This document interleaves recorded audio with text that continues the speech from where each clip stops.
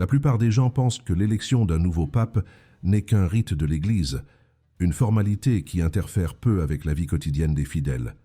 Mais lorsque l'on a plus de 60 ans, cette décision peut avoir un impact bien plus important qu'on ne l'imagine.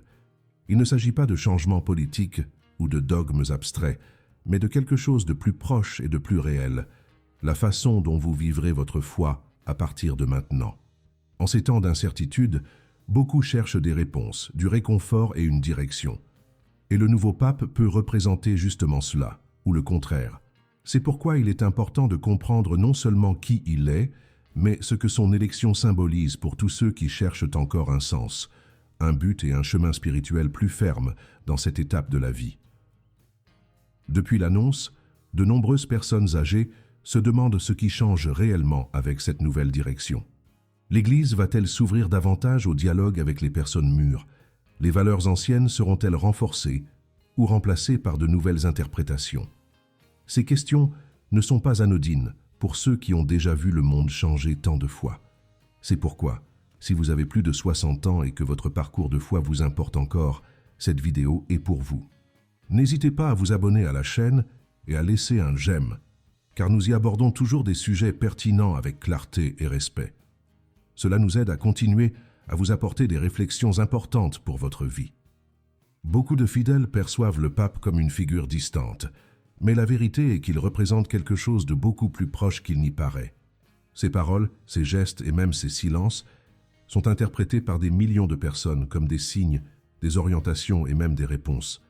Surtout à l'âge d'or, lorsque le temps semble s'écouler à une autre vitesse, nous cherchons des certitudes là où il n'y avait auparavant que la croyance. Et c'est précisément pour cela que comprendre le profil du nouveau pape peut révéler plus sur la direction de la foi dans la vieillesse que n'importe quel long discours. Il ne s'agit pas d'idolâtrie ou de politique ecclésiastique, mais de la recherche de cohérence, d'accueil et d'espoir dans une phase de la vie qui exige de plus en plus de lucidité spirituelle. Le nouveau pape est arrivé avec une posture qui a attiré l'attention dès le premier instant. Son choix de mots simples, ses gestes tournés vers les plus vulnérables et ses propos sur la compassion et l'humilité ont profondément touché de nombreux fidèles âgés, qui se sentent oubliés depuis des années au sein de l'institution religieuse elle-même. Pour ceux qui ont vécu des décennies à suivre l'évolution de l'Église, chaque signe venant du Vatican prend un poids particulier, et dans ce cas, le poids est celui du renouveau. Certains voient dans ce nouveau moment l'occasion de recommencer à faire confiance, à fréquenter les rituels avec un sens réel, à retrouver la valeur de la communauté et de l'écoute. La foi, souvent ébranlée par le temps et la douleur, retrouve un point d'appui. Mais tout le monde ne voit pas ce changement avec enthousiasme. Un groupe considérable craint l'éloignement des traditions, surtout celles qui ont été construites tout au long d'une vie entière. Pour ceux qui ont grandi avec des rites rigides, des valeurs bien définies et une idée de la foi presque immuable, cette ouverture peut sembler insécurisante. Le sentiment que tout est en train d'être reformulé peut générer de l'inconfort, de la confusion et même une perte d'identité spirituelle. La question ici n'est pas seulement d'accepter le nouveau, mais de comprendre s'il correspond à la maturité de la foi qui s'est consolidée au fil des décennies. Et cette tension entre l'ancien et le nouveau est ce qui rend ce moment si délicat, si intime et en même temps si collectif. Il est important de se rappeler que la foi, surtout après 60 ans, cesse d'être une obligation pour devenir un choix conscient. Beaucoup ne suivent plus par habitude, mais parce qu'ils le veulent. La spiritualité à cette étape est généralement plus sereine, mais aussi plus exigeante. Il n'y a plus de temps à perdre avec des discours creux ou des pratiques qui n'ont pas de sens. C'est pourquoi chaque parole du nouveau pape sera observée avec attention, chaque geste interprété avec discernement. Il ne s'agit pas de juger, mais de percevoir s'il y a une harmonie entre ce qu'il propose et ce que beaucoup cherchent encore. Une foi avec des racines profondes, mais capable de dialoguer avec le présent. Et dans cette recherche, chacun devra décider de l'espace qu'il est prêt à ouvrir au nouveau dans son cheminement. Beaucoup de ceux qui sont aujourd'hui dans leur 3e âge ont vécu des moments historiques qui ont marqué le parcours de l'Église et de l'humanité. Ils ont assisté au changement de pape dans des contextes de guerre, de crise et de révolution. Ils ont ressenti dans leur chair l'impact des décisions religieuses sur leur famille, leur communauté et leurs valeurs. Ce n'est pas un hasard si, en voyant un nouveau nom occuper le trône de pierre, tant de personnes se demandent s'il y a encore de la place pour leurs croyances au sein de l'institution. Cette question ne vient pas d'un lieu de rébellion, mais de prudence. Quand on a plus de passé que d'avenir, chaque choix doit en valoir la peine. Et dans ce sens, la nouvelle direction peut être vue comme une invitation à la réflexion, au rapprochement ou pour certains, même aux adieux silencieux. Ce qui est en jeu, ce n'est pas seulement la figure d'un homme, mais ce qu'il symbolise pour des millions de personnes. Pour de nombreuses personnes âgées, le pape est encore un pont entre la foi et la réalité. On l'écoute comme s'il était un membre de la famille, quelqu'un qui aide à interpréter les temps difficiles avec des mots qui apaisent. S'il parle avec compassion, beaucoup ressentent un soulagement. S'il se montre distant, beaucoup se sentent abandonnés. C'est pourquoi, plus que jamais, ces attitudes seront décisives. Non pas pour dicter ce que chacun doit croire, mais pour signaler s'il y a encore de la place pour une spiritualité plus mature, plus accueillante, plus consciente des douleurs et des recherches du troisième âge. Et dans ce nouveau chapitre, chaque personne âgée peut choisir comment elle souhaite vivre sa foi. Elle peut accueillir les changements avec sérénité, elle peut résister avec fermeté, ou elle peut simplement observer en silence ce qui va arriver. L'important est de ne pas ignorer ce moment. L'élection du nouveau pape n'est pas seulement un événement lointain, c'est une réelle opportunité de redécouvrir ce que signifie croire après tant de décennies de vie. C'est peut-être le moment de reprendre d'anciennes questions, de renouveler des vœux silencieux ou de simplement trouver la paix au milieu des changements. La foi, pour ceux qui ont passé 60 ans, ne porte plus sur les promesses futures, mais sur le sens du présent. Et si ce nouveau leader peut toucher ce point, il aura fait plus que diriger, il aura accueilli.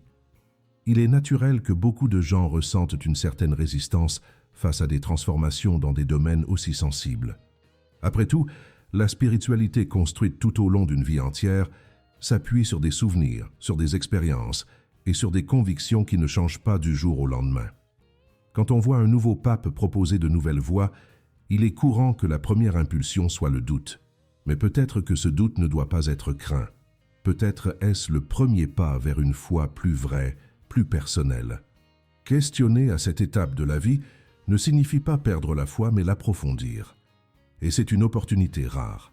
Réfléchir avec liberté sur ce qui a toujours semblé immuable, maintenant avec maturité et conscience. La manière dont le nouveau pape parle des personnes âgées sera également un baromètre important. Va-t-il traiter les personnes âgées comme des protagonistes ou seulement comme une partie du passé de l'Église? Va-t-il inclure leurs douleurs dans les décisions ou continuer à se tourner uniquement vers les jeunes? Ces questions planent dans l'air et ne sont pas insignifiantes, car ceux qui ont tant vécu méritent d'être entendus. Le vieillissement de la population mondiale, y compris au sein de l'Église, est une donnée concrète. Et diriger une communauté où la majorité a déjà passé 60 ans exige de l'empathie, de l'écoute et du courage pour rompre les silences anciens. Si le nouveau pape comprend cela, il pourra construire des ponts qui n'existent pas encore. S'il l'ignore, il peut créer des distances encore plus grandes. Beaucoup se demandent si l'Église a encore une place réelle pour leurs expériences et leur vécu. Après une vie entière consacrée à suivre des valeurs, à créer des familles, à éduquer des enfants et à maintenir des traditions, il est juste d'espérer que leur foi soit reconnue avec respect. Un nouveau pape peut raviver cette connexion ou la rendre encore plus fragile. Il peut donner la parole à ceux qui se sentent oubliés ou continuer à regarder uniquement vers l'avenir, sans révérer ceux qui ont construit le chemin jusqu'ici. Son choix de certains mots, de certains gestes et de certaines priorités sera ressenti avec intensité par ceux qui n'acceptent plus les promesses vides. À 60, 70 ou 80 ans, ce que l'on veut, ce n'est pas la nouveauté pour elle-même. C'est la cohérence, c'est la vérité, c'est la présence. Dans de nombreux foyers français, en particulier chez les plus âgés, la figure du pape occupe encore un espace de révérence silencieuse. Il n'est pas rare de voir des gens suivre ses paroles à la télévision, lire ses messages dans les journaux ou commenter entre voisins ses discours les plus récents. Cette attention n'est pas un hasard. Elle naît de l'espoir que, même à distance, il puisse dire quelque chose qui soulage le cœur, qui donne un sens aux pertes, qui ravive une lumière dans les moments difficiles. Et lorsqu'un nouveau pape est choisi, cette attente se renouvelle. Il ne s'agit pas d'idéaliser un sauveur, mais de reconnaître la valeur symbolique qu'il porte. Pour beaucoup, il est la dernière référence vivante d'une époque où la foi était plus simple et plus présente dans la vie quotidienne. Cette connexion symbolique est encore plus forte quand on pense à l'impact que la religion a eu sur les choix de vie de toute une génération. Combien de mariages ont résisté à cause de valeurs chrétiennes? Combien de décisions ont été prises en se basant sur l'éthique enseignée lors des messes et des catéchèses? Pour ces personnes, voir le nouveau pape se positionner sur des thèmes sensibles comme le vieillissement, la solitude, la maladie et la mort a un poids émotionnel énorme. La façon dont il perçoit les personnes âgées ne changera peut-être pas les lois ou les doctrines, mais elle change la façon dont chaque fidèle se sent au sein de la communauté. Être vu, accueilli et respecté à 70 ans est aussi essentiel qu'à toute autre étape de la vie. Et cela commence par le regard de celui qui dirige. Il est également important de considérer que de nombreuses personnes âgées vivent aujourd'hui une spiritualité plus intime et silencieuse. Elles ne fréquentent plus l'Église comme avant, mais maintiennent leur foi vivante dans les prières quotidiennes, dans les petits rituels, dans les souvenirs. Pour ces personnes, ce que le nouveau pape représente va au-delà de l'institution. C'est presque comme un reflet de leur propre parcours intérieur.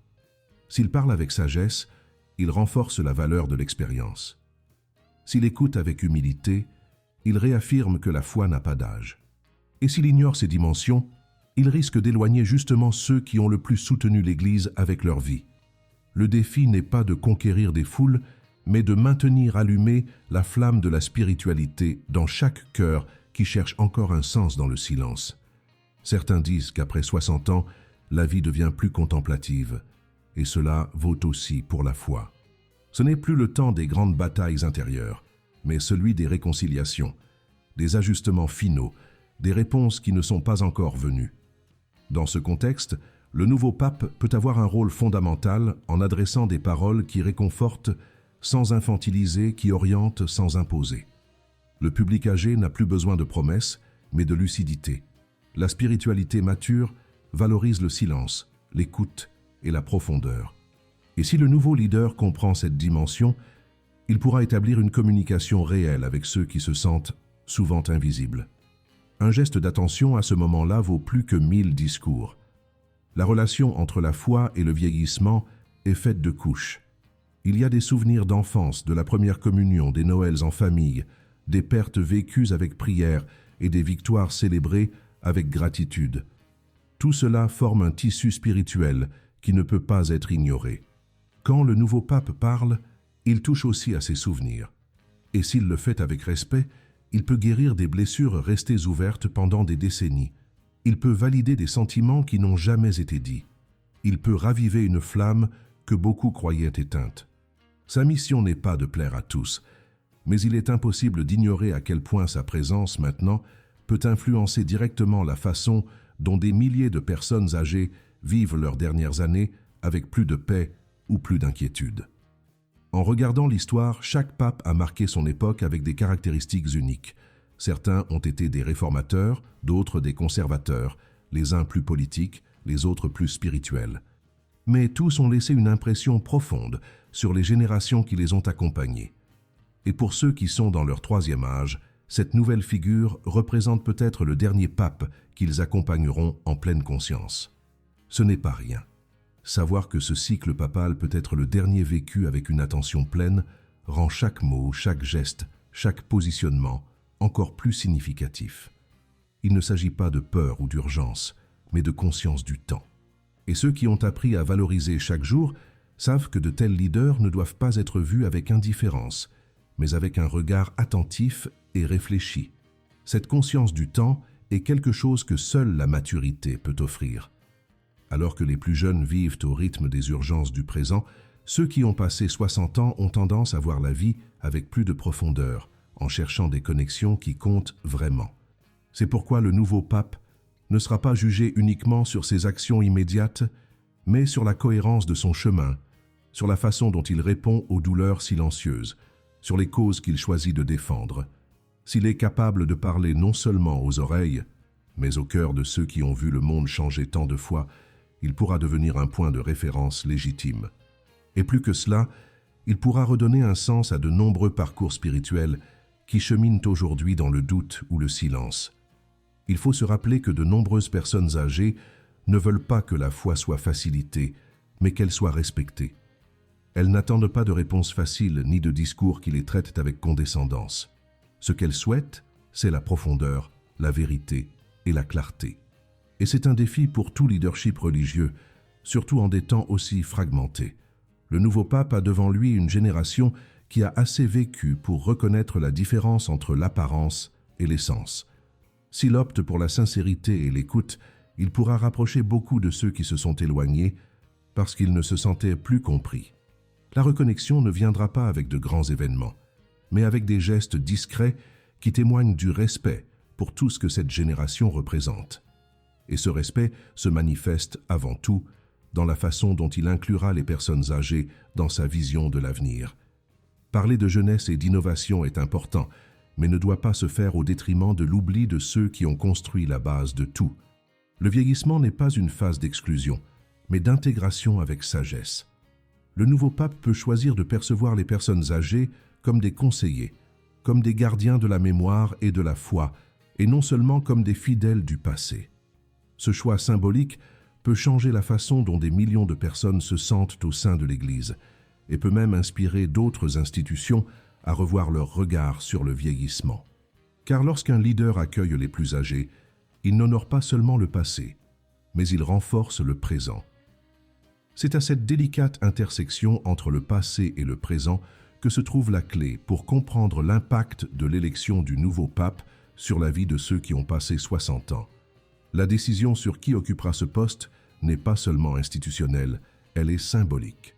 Elle représente le type de spiritualité qui sera valorisée, les chemins qui seront ouverts ou fermés, et le ton avec lequel la foi sera conduite dans les prochaines années. Pour les personnes âgées, cela importe profondément, car cela touche directement à la façon dont elles se sentent vues, écoutées et respectées. Beaucoup espèrent que ce nouveau temps apportera un accueil véritable, un dialogue ouvert et une foi qui reconnaît la valeur de l'expérience, de la maturité et du parcours vécu avec engagement et profondeur. Peut-être que le nouveau pape ne réussira pas à plaire à tout le monde, et ce n'est pas le rôle d'un leadership spirituel. Ce qui importe vraiment, c'est s'il sera capable d'inspirer confiance à ceux qui, même après tant de décennies, gardent encore la foi dans leur cœur. Chaque personne âgée qui assiste à sa première apparition, qui écoute ses premiers mots ou qui observe ses premiers gestes, se demande silencieusement « Va-t-il me comprendre? Va-t-il me représenter? Va-t-il m'accueillir ?» Ces questions sont légitimes et méritent l'attention, car lorsqu'un leader se connecte avec cette génération, il aide à restaurer des liens non seulement religieux, mais aussi humains, sociaux et même familiaux. Il aide à donner un sens là où le temps et la douleur ont souvent fait taire. Si vous avez plus de 60 ans et que vous êtes arrivé jusqu'ici, vous avez peut-être déjà senti que ce n'est pas seulement un moment de plus dans l'histoire de l'Église, mais un tournant.